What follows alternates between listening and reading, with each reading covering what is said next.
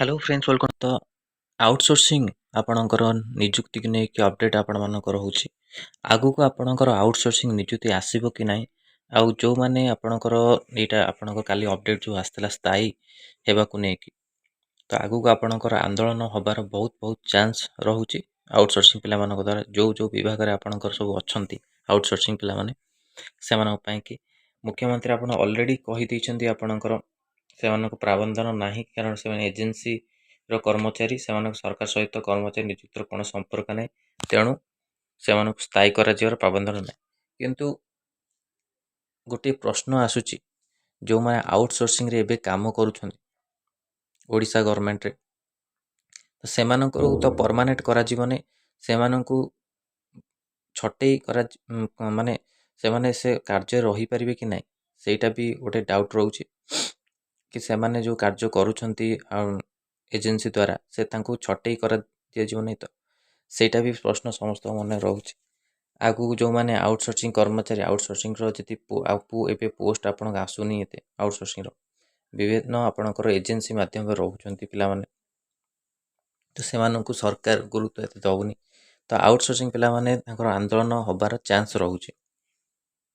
आसंता I think आपनको मार्च 24 आड़ को आंदोलन हेई पारे आकु नहीं कि आउटसोर्सिंग जो तो कर्मचारी अच्छे से एकजुट हो चेष्टा करेंगे तांकर जो स्थायी हेबाकु नहीं जो विभाग रे अपन से माने जॉब कर कार्य करुछंती तो देखो आपण आगु को कौन सब अपडेट आसीबो सेटा तो आपण एपर्यंत टिके संदेह रहूची आउटसोर्सिंग कर्मचारी मानक पई कि कौन अपडेट आउची सेमानकु स्थायी करा जिवो कि तांको कार्य छटई करा जिवो कि तांकर दरमा बढ़िबो विभिन्न प्रकार दाबी तांकर रहूची तो यहीटा टिके सन्देह रोचे आउटसोर्सिंग कर्मचारी आ मेन हूँ रेगुलर पोस्ट जो मैंने बाहर पार अच्छी से पोस्ट केमी बाहर आपणकर तापाई भी टिके प्रश्न रोचे कारण बहुत किसी समस्या आप रही ओडिशा गवर्नमेंट रे जमती आप ऑलरेडी आपणकर स्वास्थ्य मंत्री कही कि आप 3000 पारामेडिकल पोस्ट आसबार अच्छे आउ सबुआड़े आरोग्य मंदिर आपणकर पाखापाखि है आरोग्य मंदिर सबू आपण ग्राम पंचायत रे जेतु आरोग्य मंदिर होउची सेतरे आपणक विभिन्न जिले रे आपणकु जो आरोग्य मंदिर हम पंचायत रे सेतरे आपण नियुक्ति मिलिबो से आपणक एएनएम पिला मानकु ता सहित आपणकर जो आपण फार्मासिस्ट जो अछंती से पिला मानकु भी आपणकर मिलिबार चांस रहउची आउ रहिला आपणक एलटी लैबोरेटरी टेक्नीशियन आपणक पैरामेडिकल पोस्ट आसीबो आपण व्यस्त हूँ कि से पारामेडिकल पोस्टा केबे आसूची सेटा निहाती जानिया दरकार पिला मानक आशंका रहउची कारण मार्च रे आपण कहितला मार्च शेष सुधा आपणकर पारामेडिकल पोस्ट आसीजो किंतु एपर्यंत कौनसी अपडेट आसिला नहीं रिक्वायरमेंट को लेकिन पाखापाखि हुए तो एप्रिल लास्ट को आपणकर आसी पारे